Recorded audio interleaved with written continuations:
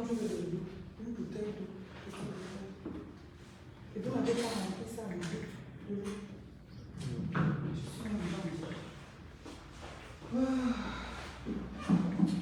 Hello qui va venir, bonsoir.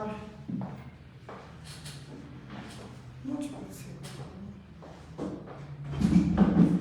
Bonsoir les miens, bonsoir chers compatriotes, j'espère que vous allez super bien. Non mais il n'y en a pas d'autres.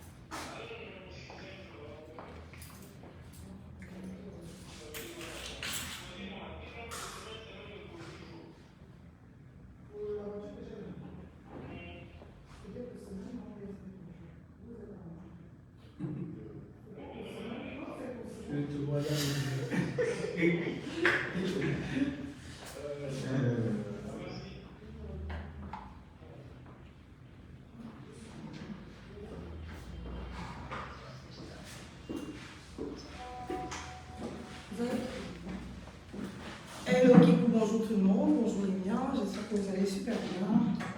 On va faire la même expérience ici. Bonjour mes chers compatriotes, j'espère que vous allez super bien.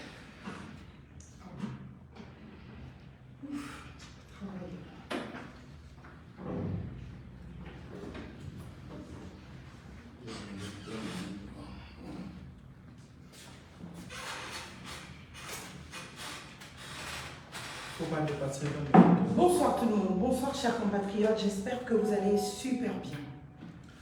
Ici, Maître Marlène Fabien des Sola et Fontaine. Je voudrais revenir sur deux points. J'avoue que par, bien évidemment, la conférence de presse de ce jour, j'ai été vraiment fatiguée et épuisée. Prends-moi une chaise, je vais m'asseoir. C'est en live, c'est pas la télévision, donc je vais m'asseoir. Je vais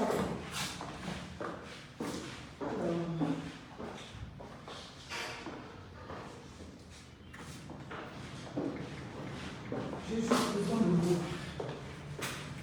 Alors.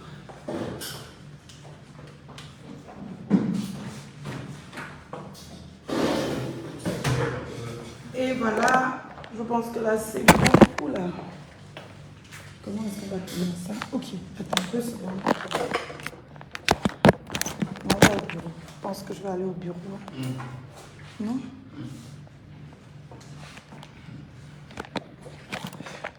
Les aléas du direct. Pardonnez, 2 secondes. La chaise, ah, ok.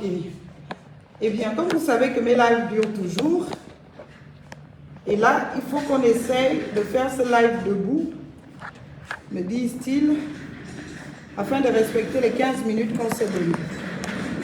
Ça bouge, hein?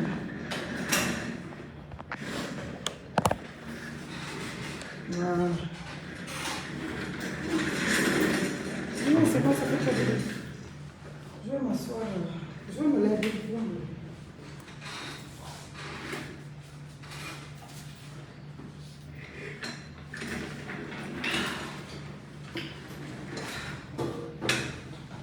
Il faut peut-être se rapprocher.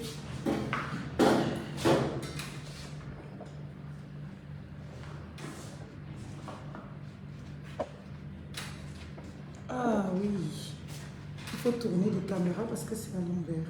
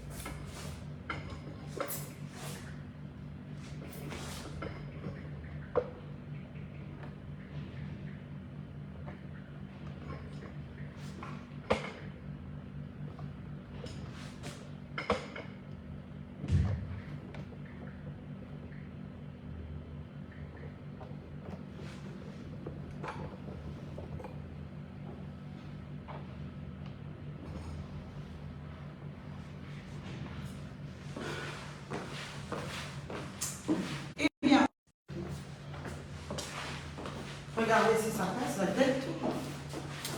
Alors, bonjour chers compatriotes, bonjour tout le monde. J'espère que vous allez super bien. Ici, Marlène Fabienne et Soleil Fontam, encore une fois. Eh bien, j'ai voulu faire un petit point de précision sur une question qui m'a été posée à l'occasion de cette conférence de presse. Non pas parce que je n'ai pas pu y répondre, mais pour surtout expliquer à nos compatriotes qui nous regardent, eh bien, ce qui se passe. Et développer ce point, mais dans les détails qui s'y. Vous le savez déjà, cela fait un moment, et depuis le référendum, et même avant, que je suis en campagne, bien évidemment, pour permettre à vous, chers miens, chers compatriotes, de comprendre ce qu'il faut dans une constitution et ce qu'il ne faut pas dans une constitution. J'ai été 2 fois en France, j'ai fait bien évidemment une tournée pour expliquer aux gens la nécessité de faire une république, celle effective, celle dans laquelle chaque citoyen se retrouve rétabli dans ses droits, garantis par cette constitution. À l'occasion de quelques passages à la télévision nationale, j'ai eu à rappeler du caractère inviolable et absolu de bon nombre de dispositions législatives, ou du moins pas le bon nombre de dispositions en lien avec les droits humains, les droits du citoyen. Malheureusement, nous n'avons pas pu nous faire entendre. En lieu et place d'animer les débats juridiques et politiques, peut-être si on veut bien, sur des questions qui concernent bien évidemment l'aspiration profonde du peuple gabonais, on a été dans toutes les expressions du punabélisme, invitant un peuple à voter une constitution qu'il n'avait pas lue, qu'il n'avait pas consultée. Et tout ceci est de nature à violer un grand principe, bien évidemment, en matière de recevabilité du consentement. Le consentement, non. Il doit être libre et éclairé. Un consentement doit être libre et éclairé.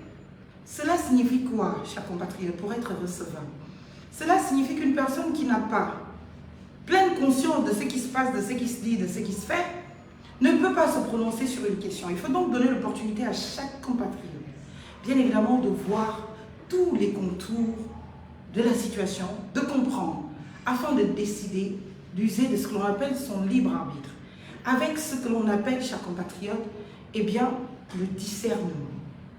Malheureusement, l'occasion référendaire, 10 jours, ne nous a pas donné cette opportunité d'aller à la rencontre de chaque Gabonais pour lui expliquer du mal fondé eh bien, de ce projet de loi référendaire. Chers compatriotes, une question a révélé bien évidemment l'un des argumentaires que je tenais déjà depuis bon nombre de temps, eh bien celui de la violation du principe des droits acquis. Vous le savez, il y a un principe de droit, ou du moins des dispositions qui traduisent de ce principe, qui voudrait que la loi ne prévoie que pour l'avenir. La loi ne dispose que pour l'avenir. Cela peut aussi être développé. Là, je vais bien évidemment rassurer ces compatriotes étudiants en droit sur la question, bien évidemment, de la légalité des délits et des crimes. On peut parler de cela parce qu'une loi, quelque chose qui n'est pas prévu par la loi n'existe pas. On peut parler même d'autres principes. Mais celui qui m'intéresse aujourd'hui, c'est celui du principe des droits acquis, qui donc doit obliger à une sécurité juridique. À l'occasion de la loi portant modification du statut particulier des militaires, qui donc changeait ce statut dans certaines dispositions relatives au mariage des militaires, donnant ainsi l'opportunité, eh bien, à nos militaires de pouvoir, il faut le dire, se marier sous le régime polygamique. J'ai eu à le dénoncer, beaucoup en ont fait une affaire personnelle que je développerai à l'égard du président de la transition, auteur de cette grave modification.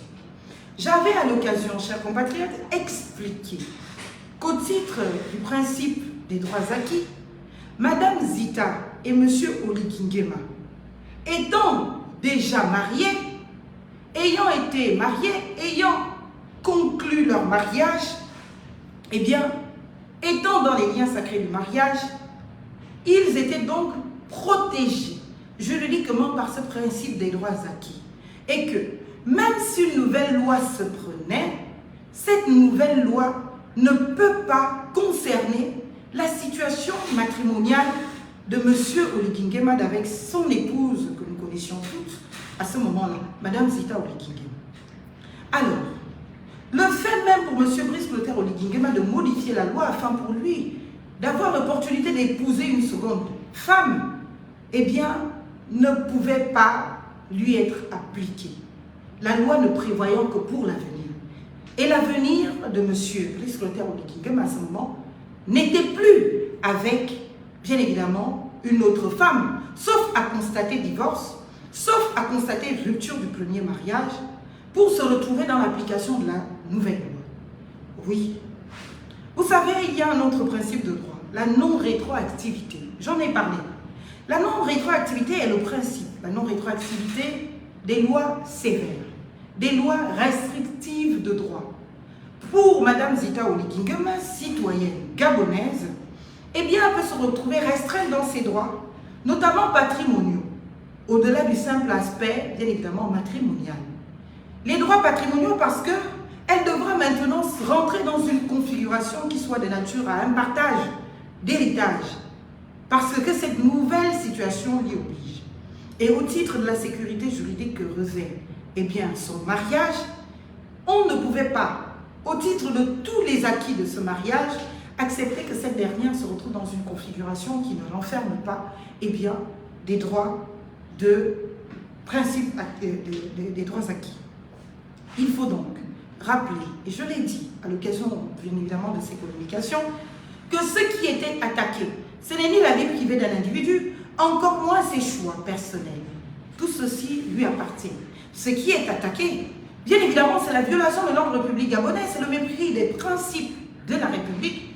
J'ai même parlé des formes, bien évidemment, de procédures, de prise en considération de la loi en question, mais aujourd'hui, limitons-nous seulement à l'aspect que je venais de vous évoquer, celui du principe des droits acquis, celui de la non-rétroactivité, bien évidemment de la loi la plus sévère ou celle restrictive de droit, et en se positionnant du côté de Madame Oligui, à qui la loi avait déjà donné un statut, à qui le droit avait déjà donné un statut, et qui en jouissait déjà, il était absolument inconcevable. Je lui dis que non. Eh bien, de pouvoir laisser prospérer un second mariage. Et à l'occasion, je vous avais dit clairement que cela faisait office d'une constatation d'infraction, eh bien, de M. Brice Clotaire Oligingema, qui commettrait l'infraction de bigamie. La bigamie, c'est donc cette infraction qui consiste pour des personnes engagées dans les liens sacrés de mariage, eh bien, de contracter un mariage alors que le premier n'a pas été dissous, alors que le premier coexiste. C'est interdit par la loi. Surtout quand le premier n'établit pas, bien évidemment, d'un engagement polygamique. Surtout quand les concernés ne sont pas soumis au respect d'un statut qui donc empêche, eh bien, de contracter un second mariage. J'ai dénoncé juridiquement ces faits. Beaucoup sont venus se permettre des commentaires qui ne renferment pas de la nécessité du débat qui doit s'élever et se tenir. Chers compatriotes, chers miens, aujourd'hui, nous voilà encore face eh bien, à la réalité de ce que nous dénoncions déjà hier. Peut-être aujourd'hui avec un peu de recul, beaucoup plus de lucidité. Vous comprenez le bien fondé de nous tous qui hier nous nous sommes engagés dans le sens de dénoncer cette constitution. Nous voilà aujourd'hui face à cette histoire encore qui renferme de la nécessité de faire appliquer la loi et l'état de droit. Et la loi ne s'applique pas par enchantement, par des mécanismes qu'on inventerait ou qu'on sortirait de sa petite poche, mais par des principes de droit. Et au titre de ces principes, nous voilà encore face à celui de la nécessité de prévoir pour l'avenir, pour permettre bien évidemment à des situations qui sont déjà résolues, bien évidemment de ne pas être confronté à des situations qu'on ne peut pas résoudre tout de suite. L'exemple palpable est cette Constitution, au travers de son article 43. Dans cet article 43, chers compatriotes, il y est écrit, noir sur blanc, une condition, on ne va se limiter qu'à celle-là parce qu'on n'a pas beaucoup de temps, il nous reste quelques minutes. Eh bien, cette Constitution, qui donc oblige, on va en prendre deux. La première condition, c'est justement celle-là qui demande à nos chers compatriotes, bien évidemment, d'avoir résidé 3 ans avant l'élection présidentielle, eh bien, avant l'élection du président de la République. Voilà. L'élection du président de la République du 12 avril. Il faut rappeler à ces compatriotes-là, à nos chers compatriotes, que hier, oui, hier, Eh bien, vous savez, il y a eu un fait. Et ce fait traduit de quoi? La Constitution a été adoptée par référendum le 16 novembre 2024. Eh bien, la loi a été promulguée, ratifiée, tout le reste, je crois, en décembre 2024. Nous voilà au mois de mars. Considérons la date de l'élection, le 12 avril 2025.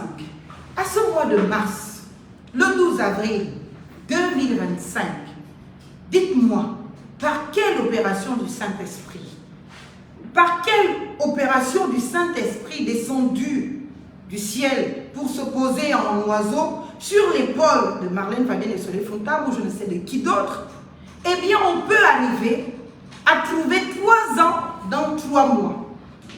Expliquez-moi. Parce que de la date de promulgation et de publication de la loi référendaire portant constitution de la République gabonaise au 12 avril, eh bien vous comprenez qu'on n'aura pas fait plus de 3 mois. Donc, on demande à nos compatriotes de respecter, eh bien, un délai qui leur est quasiment impossible de respecter. Je ne dis pas quasiment, absolument impossible de respect. C'est-à-dire, dans un délai de 3 mois, si on s'exagère, 4 mois, on demande à un compatriote d'avoir résidé dans cet espace de 3 mois à compter de la date de promulgation de la loi, ou du moins de la publication de la loi, jusqu'au moment où tu as intérêt à candidater à une élection, eh bien, de pouvoir avoir vécu 3 ans en territoire gabonaise. Nous vous avons dit depuis le départ que cette constitution est injuste. Nous vous avons dit depuis le départ que cette constitution est injuste, inhumaine, illégale, parce qu'elle viole tous les principes du droit, tous les grands principes du droit et de tous les droits, et qu'il n'était pas convenable de voter cette constitution. Chers compatriotes, voyez-vous donc, nous voilà retrouvés dans l'impossibilité pour nos compatriotes, au-delà de leur bonne foi, eh bien, de faire respecter ou de s'appliquer une loi. Parce qu'il s'agit de respecter les droits acquis. Et nous étions déjà dans des droits qui étaient déjà bien protégés dans la Constitution de 91, qui a été modifiée dernièrement en 2023. Et dans celle-ci, tout électeur était éligible. Et dans celle-ci, bien évidemment, les conditions n'étaient pas celles de nature à violer tous les principes du droit, de violer la loi. Aujourd'hui, on se retrouve dans une insécurité juridique absolue. Ceux qui hier avaient déjà des droits acquis au travers de cette constitution telle qu'elle est présentée, du point de vue de la remise en question de tous les acquis, de ceux qui, bien évidemment, s'y sont établis dans le sens du respect de la constitution de 91, on se retrouve en situation d'absolue violation, bien évidemment, de ces droits acquis de chaque citoyen gabonais. Nous ne pouvons pas laisser faire cela. C'est pour cela que j'ai, hier, eh bien, introduit une requête aux fins non seulement d'invalidation de la candidature de M. Brice Clotaire Oligui-Nguema qui a imposé cette constitution. Et je vais vous dire pourquoi. Je l'ai dit, je l'ai répété, l'article 21, vous les lisez, est suivant.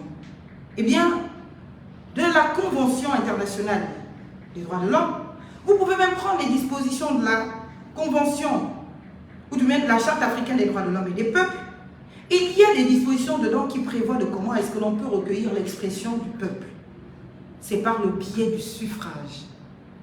On ne peut pas réunir un peuple quelque part et lui dire est-ce que vous êtes oui ou non.